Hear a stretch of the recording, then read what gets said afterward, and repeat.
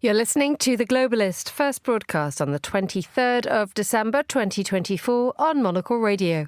The Globalist, in association with UBS.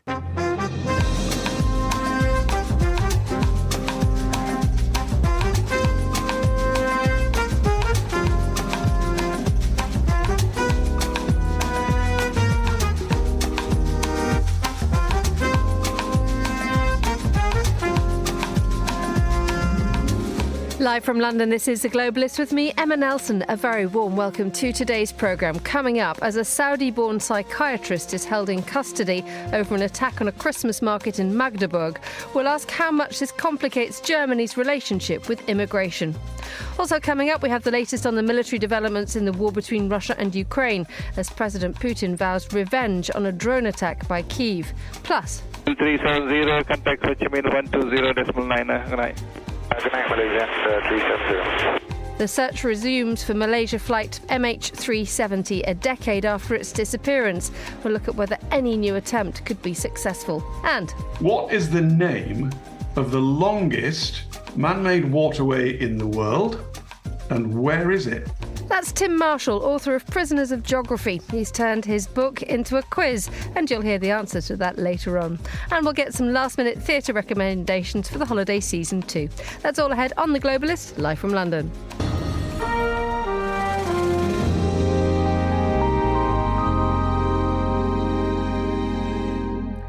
It's emerged that Saudi authorities repeatedly warned their German counterparts about the man who's believed to have rammed a car into a Christmas market on Friday.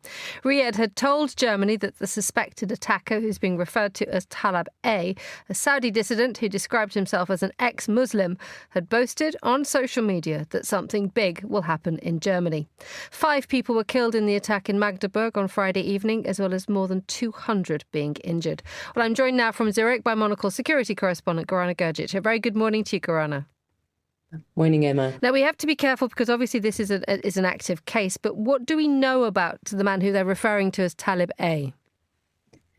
Well, what we know so far are things that are available in the open, given that Germany also has quite strict rules in terms of identifying the alleged perpetrators, and the way that criminal proceedings go differ somewhat to maybe other places where we might have a lot more flooding in. But we do know quite a lot that this is a person who is a self-confessed Islamophobe, who has been basically on the radar of some security agencies, mostly because of some of these tip-offs, but not necessarily someone who was perceived as a potential violent threat.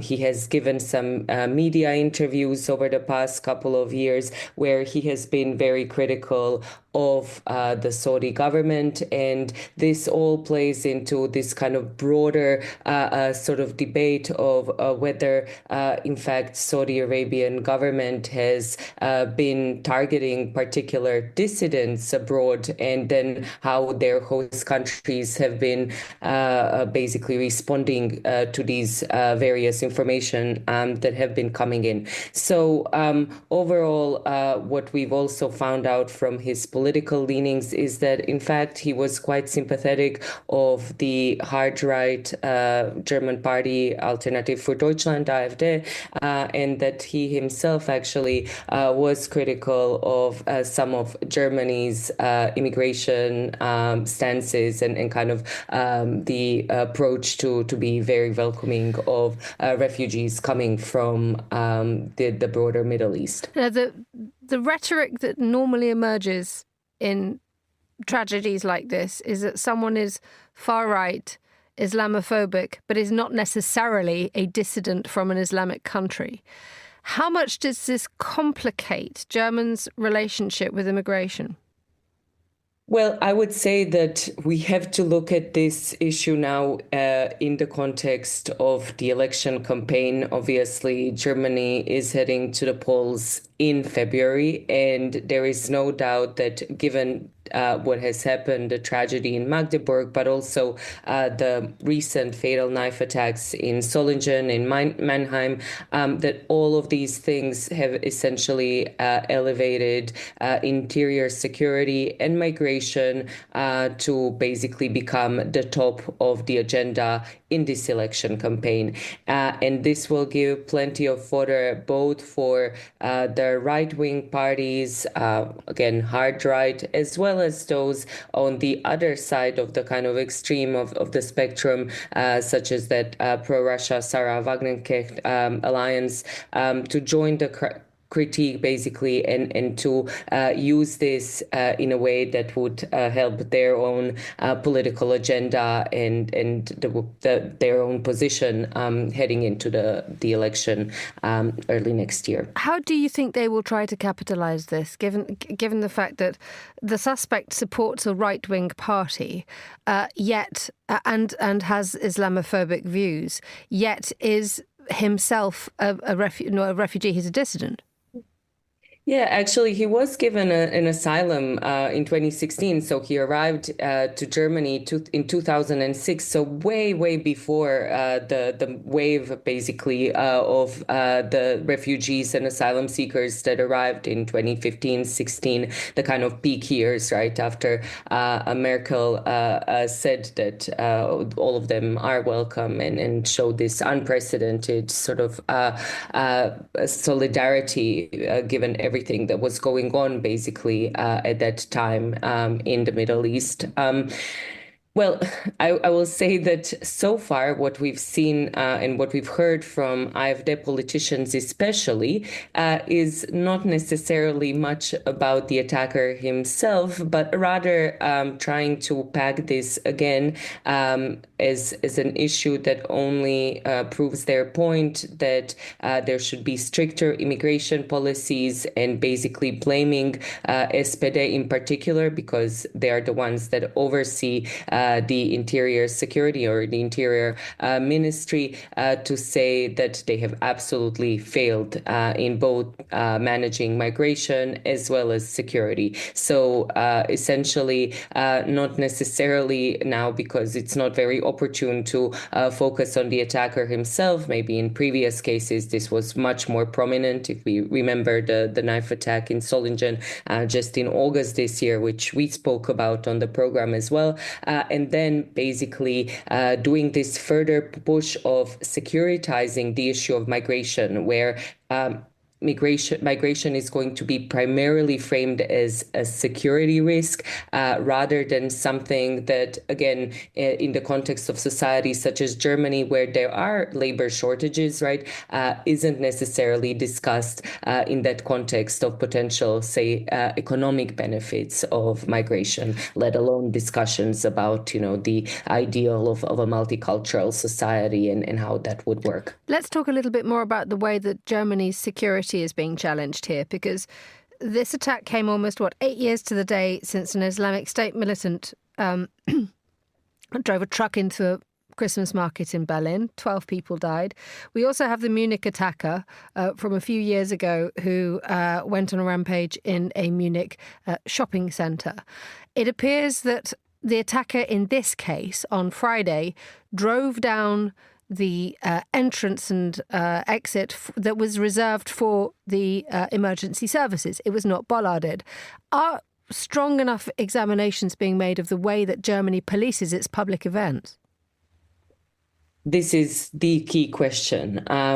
What I've seen from the coverage over the past 2 days, there are a lot of theories how this could have happened and what led to this huge security breach, given exactly what you said, that the template follows pretty much to a T sort of what happened in Berlin just 8 years ago. And again, given the context of where Europe is more broadly, right, being exposed to the various kind of reverberations of extremist threats, whether they're emanating, again, from the conflicts going on in the Middle East or whether they are connected to, let's put it this way, a kind of homegrown extremism.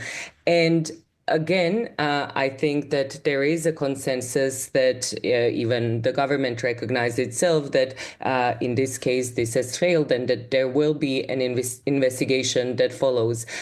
So it does seem that, at least from this perspective, a lot of the opposition parties will be able to capitalize on the fact that, again, there was a major security breach where it shouldn't have been, because if anything, I would say over the past year, at least, we have been talking about and hearing a lot more about the sort of sense of elevated terrorist and extremist threat across Europe, but again, connected to everything that has been going on in the Middle East. And I would just remind you again, last year around Christmas time, this was the period when a lot of governments across the continent have been saying that Christmas markets in particular could be, again, targets of such plots and potential attacks. So someone let their guard down, and even for a little bit, again, this enabled the tragedy that ensued. 5 lost lives, over 200 more that have been injured. Olga Tokariuk, thank you so much for joining us on the line from Zurich. That was our security correspondent there. You're listening to Monocle Radio. UBS has over 900 investment analysts from over 100 different countries. Over 900 of the sharpest minds and freshest thinkers in the world of finance today. To find out how we could help you, contact us at ubs.com.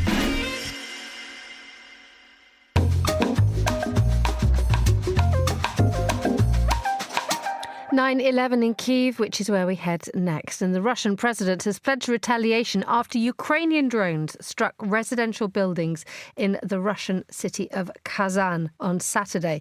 Footage showed a drone striking a high-rise luxury apartment block. Well, last night, Vladimir Putin said Ukraine would face many times more destruction themselves and will regret what they are trying to do. Well, I'm joined now by the Ukrainian journalist Olga Tokariuk, who joins us from Chernivtsi in southern Ukraine. A very good morning to you, Olga. Good morning, Emma. Just explain to us, what do we know about what happened in Kazan? So on Saturday, 21st of 22nd, well, actually, I'm a bit lost with the date. So it was on the 21st of December, which was Friday, not Saturday, a Russian city of Kazan, which is about 1,300 kilometers from Kyiv. So just to give you an idea, and the listeners an idea of, of a range of those Ukrainian drones that managed to wander that far into Russian territory. These Ukrainian drones, they hit some targets in this Russian city, including residential buildings. Well, Ukrainian officials said that the goal actually of those strikes was a military facility in Kazan that produces spare parts and details for Russian ballistic missiles. And these attacks happened actually the same day of Russian strikes with the ballistic missile in Kyiv. But apparently there were also residential buildings damaged. We've seen the footage, how that happened. Ukraine didn't really comment on that. They said that, they didn't admit it was deliberate. They said it was potentially a result of Russia messing up with the signal and kind of guiding these Ukrainian drones off their real targets. But Ukraine also used this opportunity to remind basically how Russian drones are on a regular basis attacking residential buildings and civilian infrastructure in Kyiv, in other places in Ukraine, that in Kherson, for example, Russian drones are basically hunting down civilians. The Russians drop them on public transport, on buses, on people walking on the streets. So they use the drones as just like killing tools against civilians. So Ukrainians just said, we'll keep that in mind when kind of describing what happened in Kazan. So just explain a little bit more what effect that has on daily life in Ukraine. I mean, you just returned to Chernivtsi, having been abroad for quite a long time. I mean, what have you noticed in terms of the way that people are acting and behaving when you are under constant threat of that kind? Yeah, well, Chernivtsi is in the west of Ukraine, so it's relatively safe. It's on the Romanian border. It's one of few regions of Ukraine that was actually never attacked by drones. There were several missile attacks in the region, not in the city itself, that targeted an energy power plant about 100 kilometers from where I'm currently am. So let's say here life is very different from many other parts of Ukraine in terms of people feel safe. They do not really go to shelters when they hear an air raid alert. But of course, it has been impacted by war because many people, many men and women from this part of Ukraine, they also joined the Ukrainian army. Many of them have been killed and wounded. A lot of this part of Ukraine also accepted a lot of internally displaced people. So the war is still palpable here. And also because this region, as all regions of Ukraine, they experience electricity cutoffs. So now in the wake of Christmas that Ukrainians are going to celebrate for the second time only together with the Western world on the 25th of December, there have been less electricity cutoffs, but there were much more in the previous weeks and months. And I think it's just the authorities are doing their best to ensure there is electricity in the wake of Christmas. However, if we speak about drone attacks, as I said, Russians really use them massively to attack civilians in other Ukrainian cities, not that far from the front line as Chernivtsi is. So in Kyiv, in the capital, but also in Odessa, in Dnipro, in other major Ukrainian cities. This is a daily occurrence. So in addition to missiles, which they have lower stockpile of compared to drones are now their kind of main weapon that they are using very generously. They are sending hundreds of drones basically every day in Ukraine. And these drones very often attack civilian targets and kill civilians. Olga Tokariuk in Ukraine, thank you so much for joining us on the line. Still to come on today's programme. 'Cause it's a complicated Russian novel. Everyone's got 9 different names. So look it up in your program. We appreciate it. Thanks a lot. We'll hear about the UK premiere of Dave Malloy's Tolstoy adaptation, Natasha Pierre and the Great Comet of 1812, amongst other theatrical treats this season. Stay with us on The Globalist.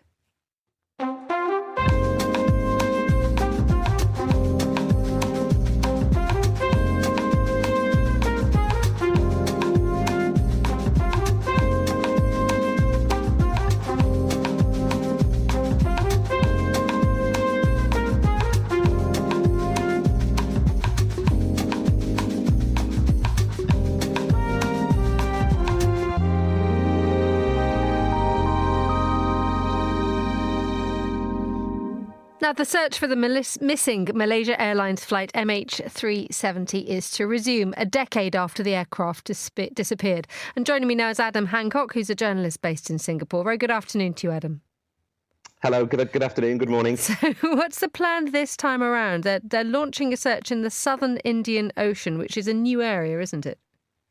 That's correct, yeah. So it's widely assumed by experts that the plane went missing in the southern Indian Ocean. And when you say the southern Indian Ocean, it doesn't really sum up just how big that area is. There have been searches for the ship in that region, for this plane in that region before. The latest development is that a company called Ocean Infinity are going to start a search at some point next year. They've agreed a deal with the Malaysian government. This is based, according to the Malaysian Transport Minister, on credible new evidence that has emerged. There's a new location that they want to search. We haven't been given details of exactly where this location is, but it's understood to be some 15,000 square kilometres, so a huge search area. And Ocean Infinity, they're a marine robotics company. They specialise in exploration on the seabed. They found submarines and other vessels in the past. They have actually searched for MH370 before. They underwent a search in 2018 and they didn't find anything then. But now this is something that's been in the pipeline for a while. It was mentioned earlier this year when Malaysia was marking 10 years since the plane disappeared. They had put a proposal in with the Malaysian government and they've agreed to the deal. It's a no find, no fee deal. So it depends really what they find in terms of how much they'll get paid. So it's a gamble from the company because they might not find anything, but clearly they think they do have some significant information. Do we know what Ocean Infinity will be able to do that it couldn't do last time? I think it's predominantly just based around the area that they will be searching. So I remember earlier this year covering this story, and there was some talk, a lot of enthusiasts and amateurs who have been monitoring radio signals in that region around the time that the plane went missing. They started to say that they could pinpoint a more accurate location of where the plane actually went down in the southern Indian Ocean. So I would guess that Ocean Infinity may have now liaised with them, have more information on a more specific search area, and therefore they want to try a new search. I must stress that this is not something that's very easy. They have extremely good technology, Ocean Infinity, and they have a good track record of finding things. But the seabed in this part of the world, it's very difficult to search. There's volcanic activity. It's also very far just to get to these regions. Sometimes it can take a week just to get out to where they need to search. So it's not going to be easy. I understand they could take up to 18 months for this latest search. But yeah, I think they're going to now be looking in a new area. Adam Hancock, thank you so much for joining us on Monocle Radio. The time here in London is just nudging 7:21 a.m. You're listening to The Globalist with me, Emma Nelson. A quick look now what else we're keeping an eye on today. President-elect Donald Trump has threatened to regain US control over the Panama Canal. Trump has demanded Panama cut the rates to use the canal, which connects the Atlantic and Pacific Oceans. Panama's president has replied by saying every square metre of the canal and surrounding area belong to his country. Tens of thousands of people have taken to the streets of the Serbian capital Belgrade to protest against the president Aleksandar Vučić.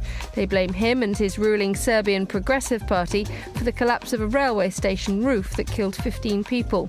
The opposition says the recently renovated roof of Novi Sad station caved in because of a poor construction job due to government corruption and nepotism. And a former US pilot who trained Chinese Marines to land on aircraft carriers is to be deported to the US from Australia. The Australian Attorney General has approved a United States extradition request for Daniel Duggan, who was arrested in a rural town in New South Wales 2 years ago. This is The Globalist. Stay tuned.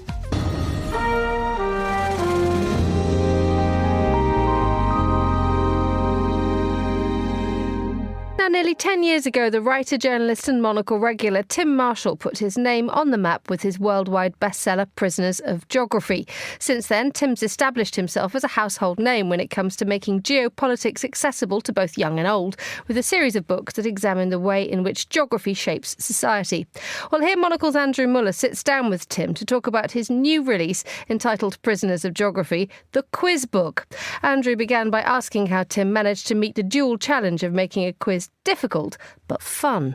I do not claim to be an expert on geopolitics nor an expert on geography, but I have got decades of experience as a journalist, and through that was able to hone, I hope, a degree of ability to explain what people often think are complex subjects. Well, they are complex, but it doesn't mean that they are indecipherable. It doesn't mean they can't be explained using ordinary language and not going down the route of what I call the language of the high priests.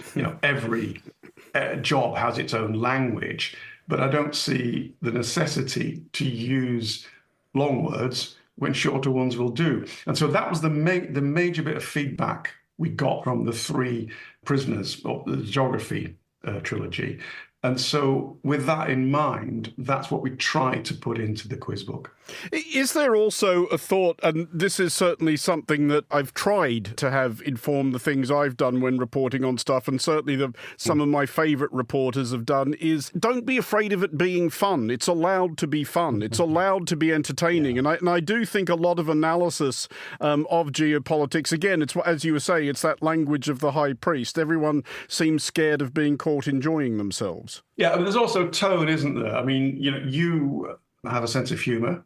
Not everybody gets it, but you have a sense of humour. But you're also a professional, and you're not going to come off the back of a terrible, horrible, harrowing story with a joke. There's a juncture or a gear change, as we used to say in TV, even if it's just saying the time is and then moving on to the next story. So there is a time and place for everything, but I've always felt that, unless you're dealing with something that's harrowing, it's not a problem to discuss it the way you might be discussing it if you were just round the cafe or down the pub. And yet sometimes, not a joke as such, but just everyday language. You know, that Saddam Hussein, he was such and such. You just put, we're all on the same level then. And I think people like that. I mean, one of my favorite examples is if you're an economics editor or presenter, do not use the term laissez-faire economics, because I'm not French. I mean, do you think your background or your way into journalism has been an advantage? Because you left school early, you didn't do the fancy university and then straight into journalism thing. In retrospect, though, that may have been a tougher climb. Has it been helpful ultimately? Possible. Yeah, it's possible. I've actually asked myself the same question, but, you know, you are what you are. So maybe I would have been similar, for better or worse, even if I'd sort of not left school at 16, etc. No, I hope it's just that, you know, I see things hopefully in a relatively straightforward manner, and then you tell them in a relatively straightforward manner. And you don't use words that, well, I mean, I've said this once, but there's another way of saying it. You don't also assume a depth of knowledge on the other side. You know, you don't use shorthand. If you're talking about the Middle East, you don't just say the Yom Kippur War and move on. Because although, of course, there's lots of people who do know what the Yom Kippur was, the 1973 war launched on the day of Yom Kippur, etc., etc., there's an awful lot of people that don't. And so this balance of not assuming too much knowledge, but also not insulting your listener or your reader, you know, that is a craft worth keeping in mind. You do have I believe there's a 10th anniversary edition of Prisoners of Geography imminent. Did much need rewriting or rethinking? The world has changed a fair bit in that time. Well, it has and it hasn't, which is an infuriating answer. It's a bit like, you know, it is and it isn't on the one hand, but I've got 5 fingers, etc. I've got a stock phrase, which is that many of the actors have changed, but the stage remains the same, by which I mean the central thesis of Prisoners of Geography is that geography is one of the main determining factors in what happens in current affairs and international relations and back through history. And you overlook it at your peril, and it can't tell you what will happen in the future, but it can give you what the parameters are of what is able to happen in the future. So over the past 10 years, that stage more or less remains the same. Now, there are technological changes. There are even, I would say, geographic changes. So, for example, in the 19th century, where the coal was utmost important, in the 20th century, where the oil was. And some of those things are still true, but as over the past 10 years, where the lignite is, where the lithium is, etc., has become even more important and will continue to become even more important as we progress through the century. So I had to bring a lot of things up to date about that. The Lobito Corridor, for example, in Angola, where the Chinese, the Americans, and the Europeans are all competing for copper and how to get it to the ports. And then, of course, the major events, you know, the war between Hamas and Israel, the Russian invasion of Ukraine, etc. So a very long answer, but it boils down to some of the actors have changed. The stage is more or less the same.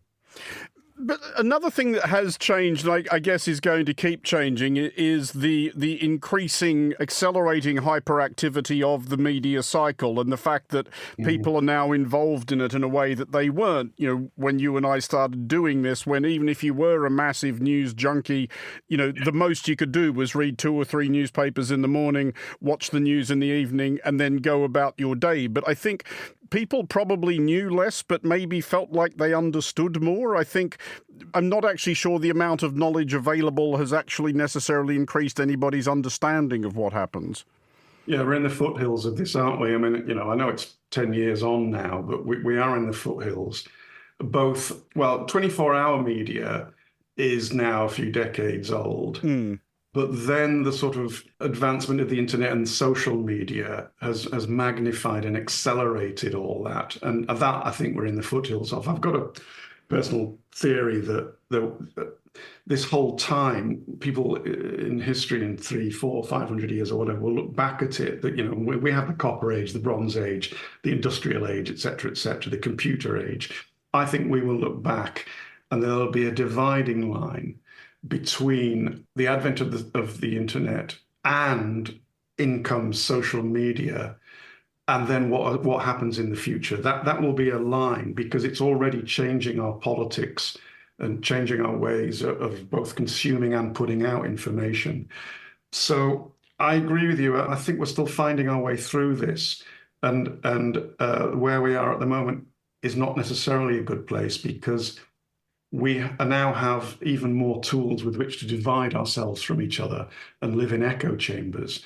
So, it's a process we're muddling through. I mean, this may be a bit of a reach, or even worse, an idea for yet another bestseller for you. But does that realm we're talking about, that sphere, does that amount to its own kind of geography, do you think? Yeah, I like that question, and I'm not sure I'll be able to answer it. I mean, the cyberspace has its own geography in a way, and yet it sits outside of classic geography. There is a connection. I still need to know where your cyber HQ is from which you launched my cyber attack, because I'm going to do something about it. There is that sort of geographic thing. Where is it and how do I get there?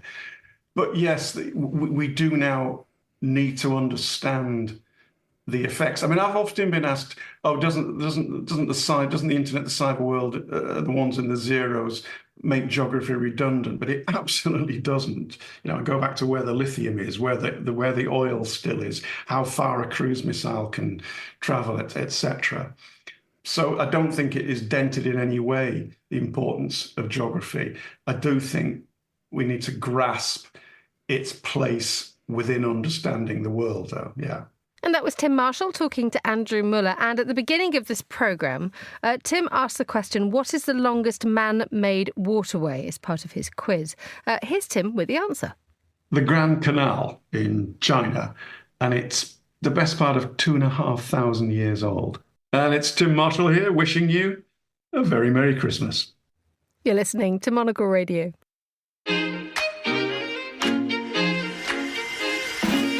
UBS is a global financial services firm with over 150 years of heritage. Built on the unique dedication of our people, we bring fresh thinking and perspective to our work. We know that it takes a marriage of intelligence and heart to create lasting value for our clients.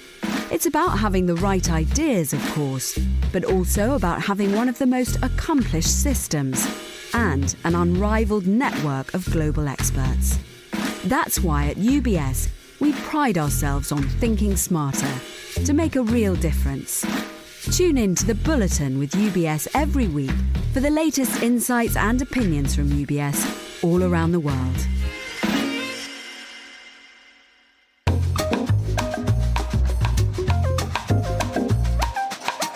7:31 here in London. Time now to have a look at the theatre and what we should all be going to see this Christmas, if you're in London at least. Matt Wolfe, theatre critic at the International New York Times, joins us now.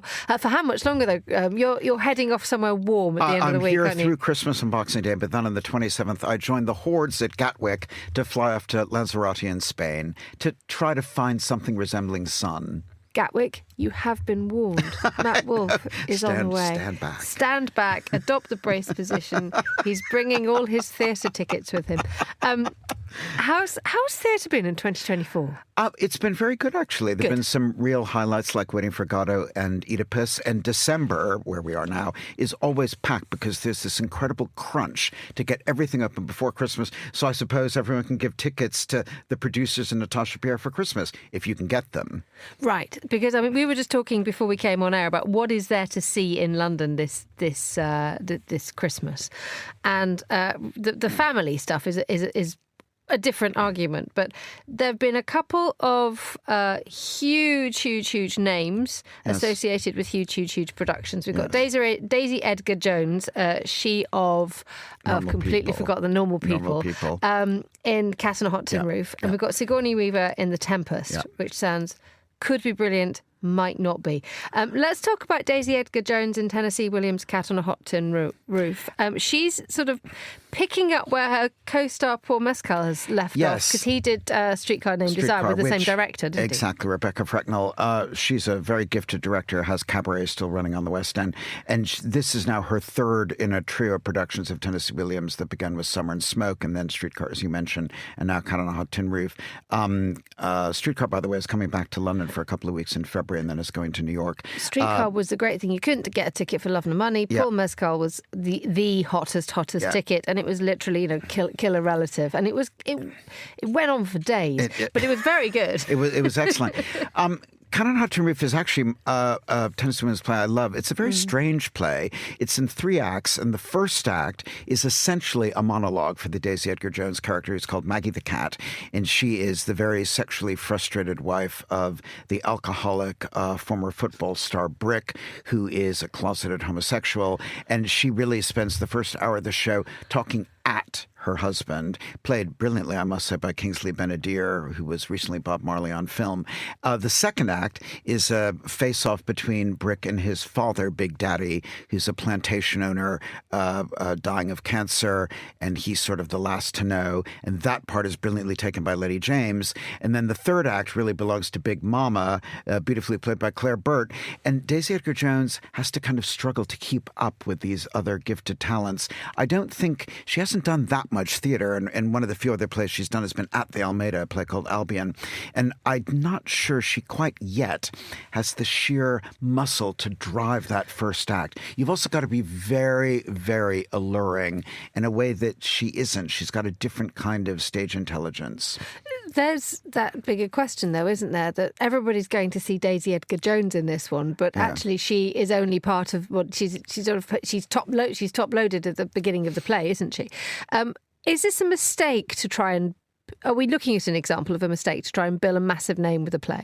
It sort of depends on what the actors' backgrounds are. I mean, Paul Mescal, I guess you could have said the same thing about him. And Stanley Kowalski, God knows, is a demanding part. But the fact is he could do it. The problem with theater, and this is very true with Sigourney Weaver, is you don't really know what you have until they're actually in it. You can talk about it, you can have them audition, but until they're up on stage in front of an audience, you don't know what you're going to get. Right. And Daisy Edgar Jones, look, she acquits herself perfectly well, but I'm afraid this is a disadvantage of having been around a while. When you've seen Scarlett Johansson play Maggie, you've seen Sienna Miller, you've seen the wonderful Kathleen Turner on Broadway. It's a tough act to follow. Right. Okay. Let's talk about a tough act. The Tempest is not Shakespeare's easiest play. No, it's a play I was in, funnily enough, when I was in grade school. Who were you? Oh, I played one of the usurpers, but I had a very I was hoping you were Prospero. I wish. No, Ariel? Chris Gottschalk was Prospero, and he was very good. Wow. Anyway, okay. He never went on to become an actor. Sigourney Weaver. Sigourney Weaver, well... She trained at the Yale Drama School, and she's done theater on Broadway over the years, where I've seen her quite a few times. But as far as I'm aware, and I may be missing something, I don't think she's ever done the classics. And she's 75 years old, and I bow to no one in my admiration for her screen work and her generosity of spirit, which is evident all the time in her interviews and whatnot. But she just isn't Prospero, and particularly not in a 2,200-seater, where her lack of experience looks cruelly exposed. So at the beginning, she's very halting and hesitant in her delivery, and you think, oh, well, maybe she's saying something about the character. But actually, before long, you realize that it's saying something about her grappling with this big role in this big space. And again, as with Cat on a Hot Tin Roof, your attention then wanders to some of the people around her. Selena Cadell, British actress who's a longtime friend of Sigourney's, playing Gonzalo, the kindly Gonzalo, one of the more beneficent people in the play. She's a longtime friend of Sigourney's, and she's lovely. Mason Alexander Park, a terrific non-binary American performer. They play Ariel. It's an absolutely superb performance. The net result is that Sigourney Weaver feels sort of absent from her own play, which is quite odd. And you can feel the audience enthusiasm ebbing as the production continues. Now, you're going against quite a lot of the other critics. I think The Guardian's given it 4 stars and said they were the outliers. Okay, fine. Yeah, they're going against everyone else. Okay, yeah. right. Sorry, Sigourney. But Interestingly, and this must be said, this is the first of a two-play Shakespeare season directed by Jamie Lloyd at Drury Lane, and the next one is Tom Hiddleston and Hayley Atwell in Much Ado, and that should be great. That should be because brilliant. They both have huge experience, and those are wonderful roles for them. A beautiful, beautiful play. A lovely play, one of my faves. Mine too. Look, a little earlier on, we talked about, or we mentioned, or played a little clip of Natasha Pierre and the Great Comet of 1812. What is this about? I love this. What is it? It is absolutely whacked out, but I loved every strange and curious minute of it. I had seen it in New York off-Broadway, so I knew what to expect. But actually, in some ways, the London production is even better. It's more like a gig. It's a little bit like a rave, if you can imagine kind of that Russian... That doesn't really strike me for Tolstoy. Those Russian protesters, Pussy Riot, remember them? If they were ever to do a theater production, it might look like this. It's very raw. It's very visceral. Don't worry about the War and Peace connection. You don't even have to know who Tolstoy was, what War and Peace is. It's adapted from 70 or so pages of the novel, but really it's a very kind of particular slice of life of this panoply of characters who are set out before you in a delicious prologue. The number starting the show tells you who the characters are, whom you're about to watch, what the relationship is to one another. And if you can't figure it all out, the number tells you, consult your program. But you just have a great time. It's very freewheeling. It's very inventive. The cast headed by Jamie Moscato, Declan Bennett, Mimuna Maman, they're all terrific. They sit in your lap, well, sometimes. And it just has a real sense of vigor and energy and punch.